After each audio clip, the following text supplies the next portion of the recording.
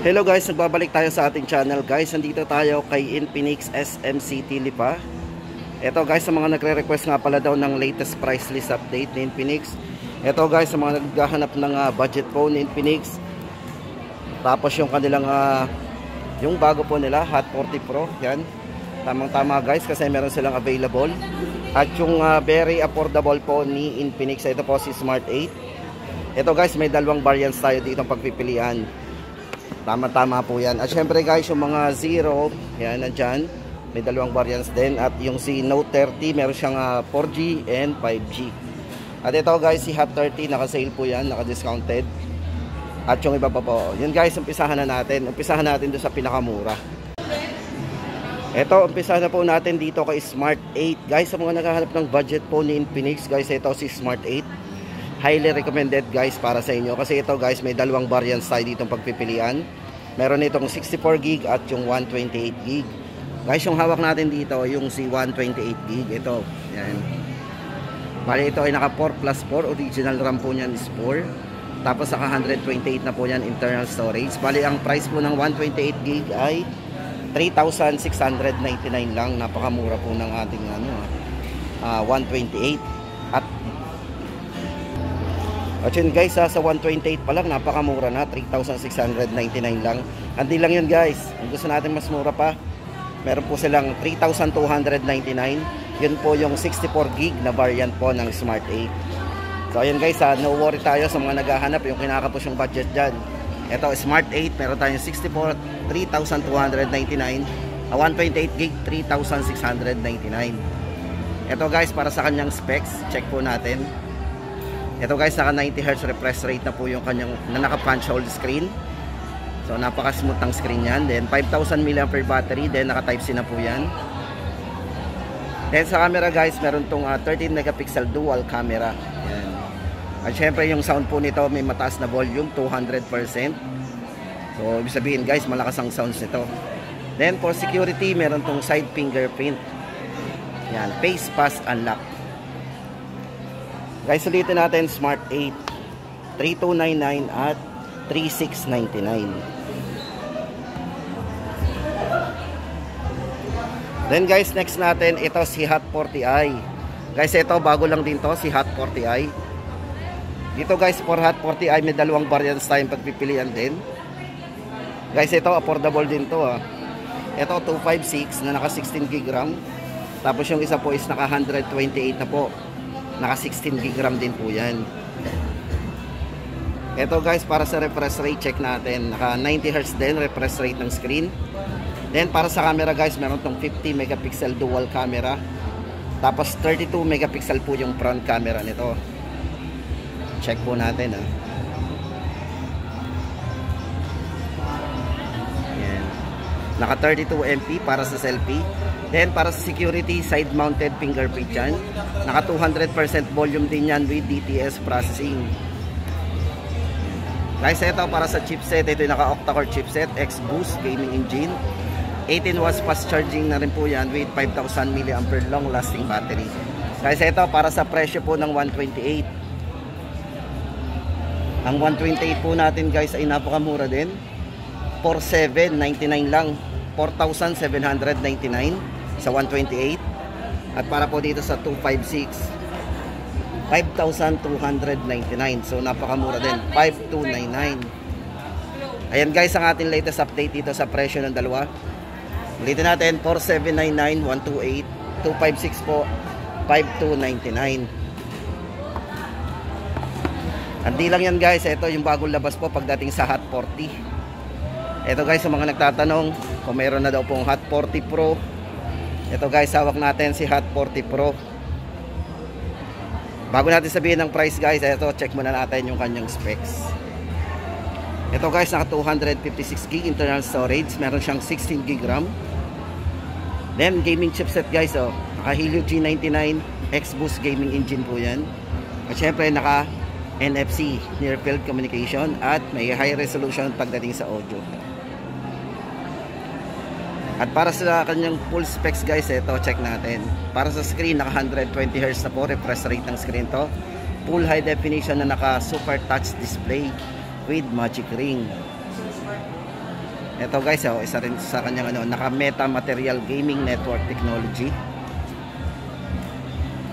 Camera 108 megapixel, humataas na rin ang camera nito sa kanyang main camera. Then 32 MP para sa kanyang crystal clear selfie. Yung guys, sa mga mahilig mag selfie, 32 MP ang camera niya. Then sa charging, meron siyang 33 watts fast charge na rin at 5,000 mAh long lasting battery. At yun guys, naulit natin, multifunctional NFC. Pwede tayo magpasa ng mga picture gamit yung NFC. Pero syempre guys, kailangan may NFC din yung phone na pagpapasahan natin. O yan guys, mga gamer, price nga pala nito si Hot 40 Pro, 6,999. Then guys, tuloy na natin ang ating price update. Para nga pala guys, sa mga nagtatanong ng Hot 30i kung magkano, si Hot 30i po ay parang wala silang display dito. Sabihin wala lang pong stock o naubos na. Available pong price na. Ang price po noon is 4,699 para kay Hot 30i. At syempre guys, itong hawak natin is Hot 30 Play. So ito naman mas mataas ang ano nito ha, ang RAM. Kasi guys, ito naka 16 GB RAM po yan, 128 na po internal storage. At syempre guys, naka NFC, Near Field Communication. Pagdating sa battery guys, meron tong 6,000 mAh long lasting battery o battery king para sa kanya with 18 watts fast charging na rin. Ayan guys, ang ibang specs natin. 90 Hz refresh rate, so may kalakihan din ang screen to kasi naka 6.82. High definition plus, naka cinematic quality display. Syempre yung RAM, naka 16 GB RAM. Camera guys, ito 16 megapixel para sa kanyang main camera. Ito para sa kanyang nipis ito yung naka 8.6 mm yung kanyang slim and light glass field design. Naka Iron Triangle 2.0 para sa kanyang cooling and gaming network. Guys, ang mga mahilig mag-game, meron siyang cooling cooling and gaming network. Price update guys natin dito for Hot 30 Play. Check ang price natin, 4,999. So ayan, kung may 5,000 tayo, sakto-sakto lang, 4,999. Nasukli pa tayong piso dito, Hot 30 Play. Then guys, tuloy na natin. Ito guys, ang mga nagtatanong nga pala ng Hot 30. Guys, good news kasi si Hot 30 from 6,999 ngayon po ay 5,999. Naka-discount tayo ng 1,000.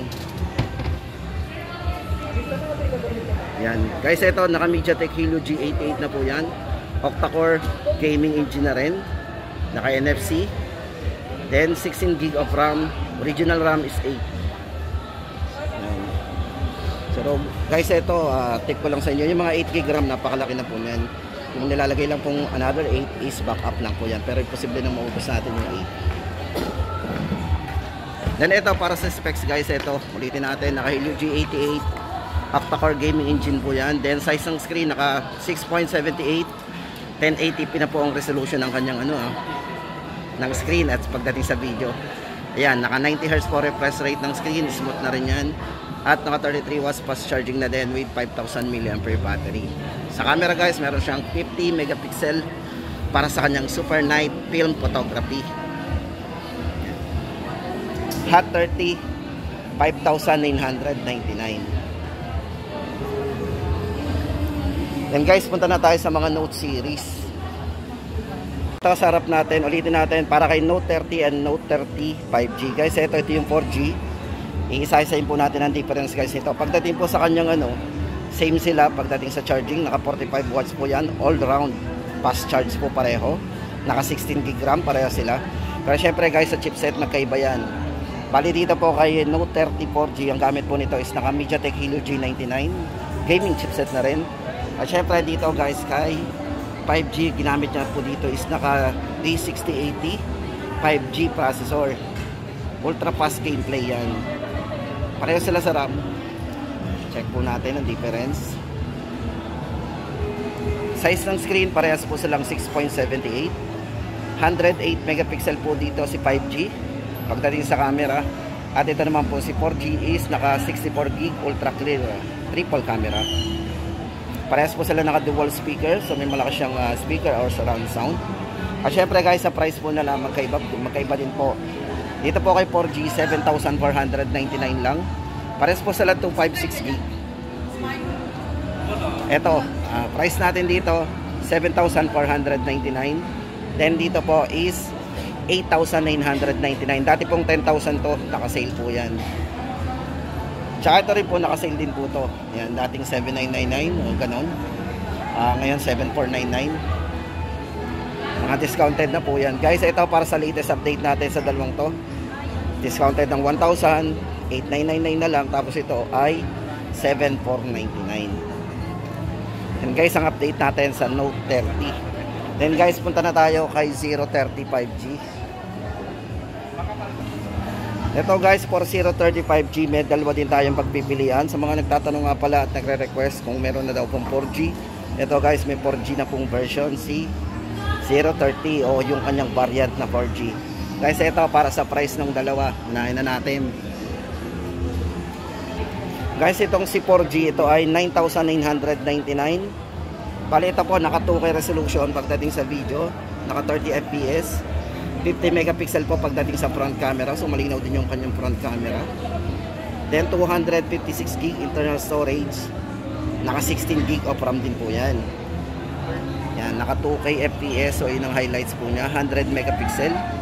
Naka Helio G99 na po yung kanyang chipset or yung pinaka gaming chipset po niya. 45 watts fast charging na rin. Then guys, ito naman sa 5G check natin. Yan, sa 5G naman guys, ito naka 4K resolution po yan, 60 frame per seconds, 50 megapixel din pagdating sa kanyang front vlogging camera. At yung kanyang refresh rate ay naka 144 with 3D curved screen AMOLED display po yan. So napaka-vivid ng display po nito. Parehas naman po silang AMOLED. Then sa kanyang camera, check po natin, naka 108 megapixel din. Sa charging, naka 68 watts fast charge na rin. Mas mataas pa rin charging nito kasi 68, yung isa is 45. Ayan. And guys, para sa price update natin dito, yung nga pala sa RAM nga pala, 16 GB of RAM, ito ay 21. So, price natin 14,999 ang 5G. Then 9,999 naman ang 4G. So yun guys, ang ating latest update ngayon dito kay Infinix ngayong January 18, 2024. Yun guys, sa mga nagbabalak pa lang bumili,